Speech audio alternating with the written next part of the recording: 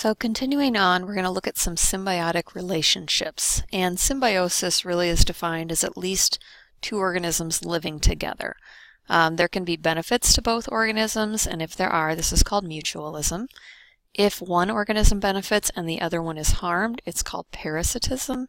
And then there are also is a case called commensalism, where if one benefits and the other isn't really harmed at all, then that's what that is classified as. But two or more different types of organisms living together. And so some of the examples that we'll look at in the fungi kingdom here are lichens, the mycorrhizae, and the endophytes.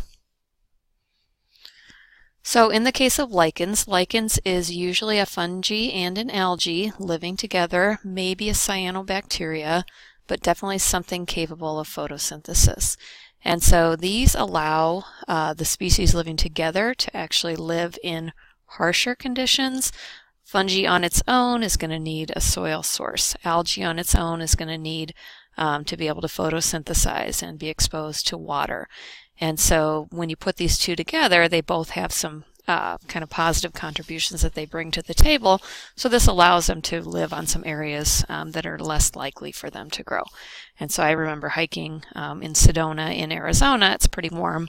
And seeing just all these lichens growing on kind of bare rocks because they're able to do that because they live together. There's kind of a common joke that I always have here. I'm not very good at telling jokes, but this one's pretty easy to remember. Why did the fungi and the algae get married? They took a liking to each other. Ha ha ha. So looking here, this just kind of shows if you have the fungus, we have the hyphae that we looked at before, we have our fruiting body, and then we have algae growing in here as well. And so the algae helps with the photosynthesis, and so producing oxygen and then providing food as well. That's what photosynthesis is. And then fungi kind of relies, it's sometimes called the holdfast, and so it allows this to kind of be anchored down and nutrients to be transferred throughout. And so they work together and form a symbiotic relationship where they both benefit. So again, mutualism. Other examples here, mycorrhizae and plants. And so if a plant and a fungus are growing together, plants have roots. Plants can absorb water through those roots and nutrients that they get from the soil. But also, if you have this fungus-like roots, usually they tend to be smaller, they can be more spread out, and so they can access more. And they can survive a little hardier conditions too. And so a plant could actually live in drier conditions if it had the mycorrhizae than it could without. And so there's an example shown here. The plant on the right has the mycorrhizae, it has the most of it, and so it's able to grow the best compared to the plant on the left or in the middle. There's also another example called endophytes, and instead of growing kind of like the root-like structures, the fungi actually grow within plants, but the advantages are similar as well. Each kind of group on its own has some limitations, but together they can be stronger. So there's a special section here that looks at yeast, and again, yeast is the single-celled eukaryotic cell, rather than most of what we're studying like our mushrooms and molds that are multicellular. But why is it so special? Well, basically, yeast can actually ferment sugars. And so if you have yeast cells, which are living cells, and they are around sugar, they're going to use sugar for their metabolism. And in that process, they're going to produce something like alcohol. And a lot of times they give off a gas like carbon dioxide. And so that's a product that can be used. There's a lot of other products that the process of fermentation develops as well. And so something like even sauerkraut, soy sauce, those are all products that we get because certain things, it doesn't always have to be yeast, it could be bacteria too, perform this fermentation. And so also this is a eukaryotic cell that has been studied a lot. Its human genome is actually known. A bacterial cell that's been studied a lot is E. coli. But knowing the genetic information about it gives us some valuable information that we can use. And so besides containing some valuable things itself, using it to actually test drugs for diseases. Our cells are eukaryotic cells, and if we can test certain things on a eukaryotic cell like yeast, we could maybe then try to test it on humans as well. And so it's kind of interesting to think about as well. But Saccharomyces and the species name Saccharomyces cerevisiae is the one that has been completely mapped out. As far as fungus and human disease goes, when we do have a fungal disease, we call it a mycosis, or if we have plural, mycoses, and usually they affect the skin and they affect the respiratory tract. The skin is mostly kind of an annoyance, not necessarily too harmful, but if it were to get in other areas of the body, it can be pretty harmful as well. So things like athlete's foot, jock itch, ringworm, people kind of think it's a worm, but it's actually a fungus. And then yeast infections. You can read more about these examples in your textbook. Other types of respiratory examples, this can be a little more dangerous because it's affecting your breathing, and a lot of times these are hard to control. If people, for some reason, they're sick already and their immune system is compromised, these diseases can actually be deadly and cause a lot of harm, resulting in death just because the body can't really get rid of it, and sometimes they overcome them.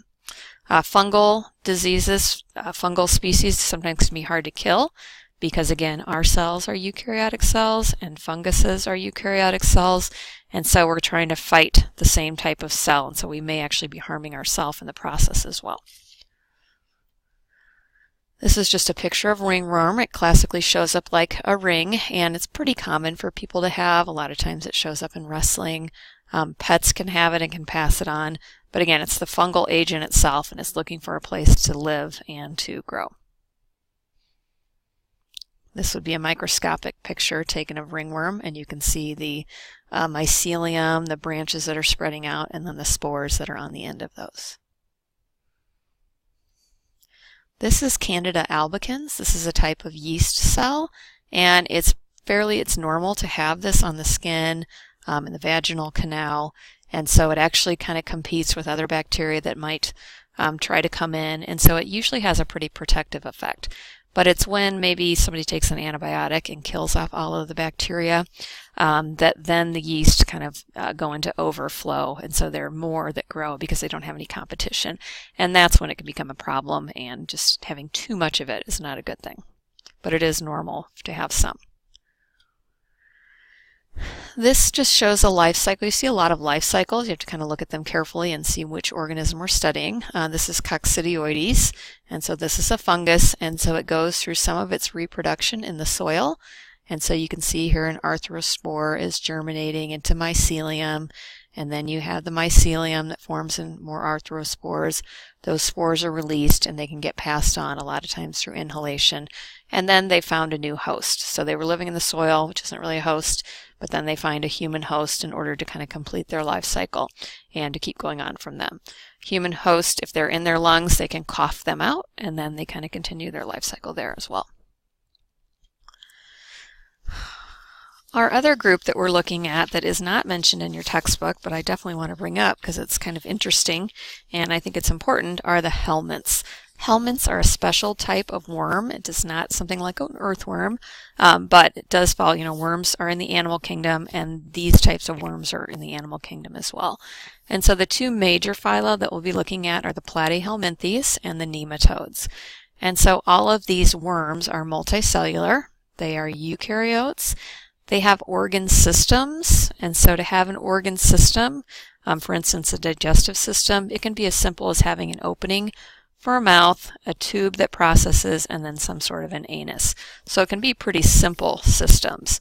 If they're free-living, they're going to have a pretty, the more complex system. Again, not too complex in general.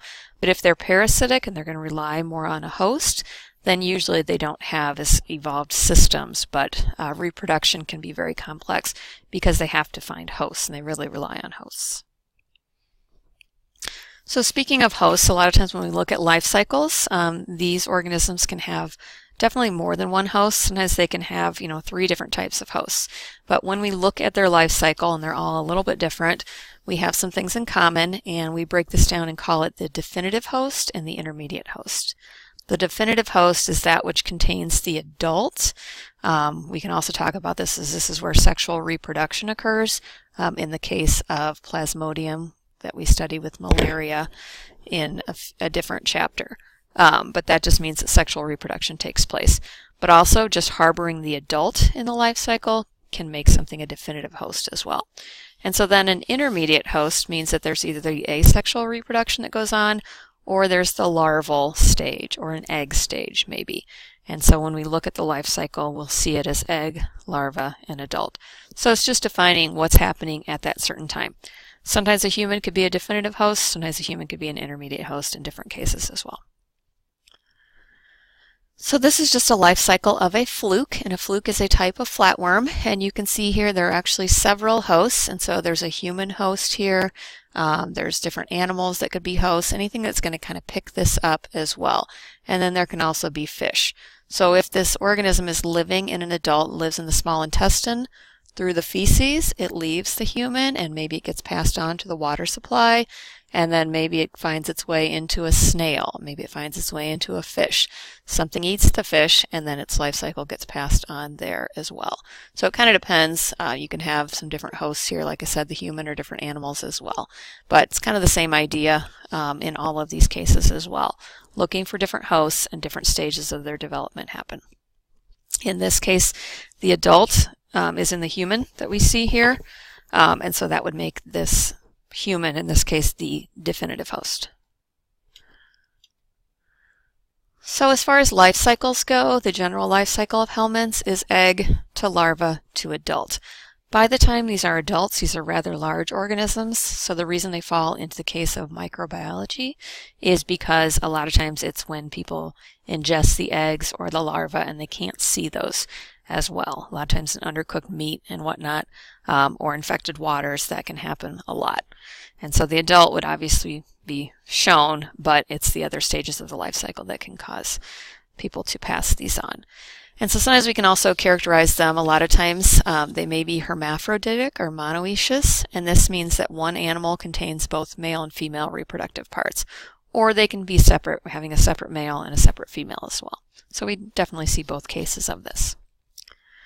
So here's another example of a life cycle. This is filariasis, and so one of the hosts is a mosquito and another host is a human. And again, this time the adults are found in the human and the larvae and the eggs would be found in the mosquito.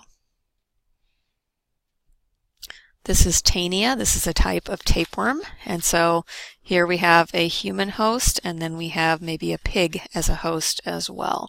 And in this case, again, the human would have the adult, and so that would make the human the definitive host, but that's not always the case. So as far as types, we'll break it down into kind of two major types here, the Platyhelminthes. These are called flatworms, and there's two groups of these. And so one of the groups are called the trematodes, and these are known as flukes. A lot of times you'll have like a liver fluke or a blood fluke, so they have kind of generic names. But they all have in common that they are flat. On their ventral side or their bottom side, they have an oral sucker, and that sucker allows them to attach. This is kind of a fluke shown here. And so this would be where their sucker is found, and they need to attach to their host. If they don't attach to their host, they're not going to be able to use their host as an energy source and to be able to complete their life cycle in that host. The cestodes or tapeworms, this is an example of a tapeworm here. You can see all these different segments. Those are called proglottids. Each of these segments contains a little organ systems inside of them. And then they have a scolex with suckers. And so a lot of times they have hooks in here and suckers, and that allows them to attach to a host.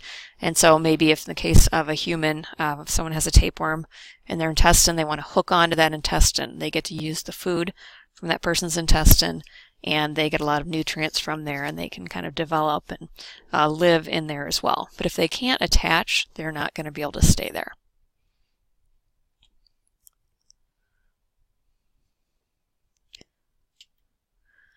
The last group are the nematodes, and these are considered to be roundworms. And so we had the flatworms versus the roundworms. And so these are cylindrical.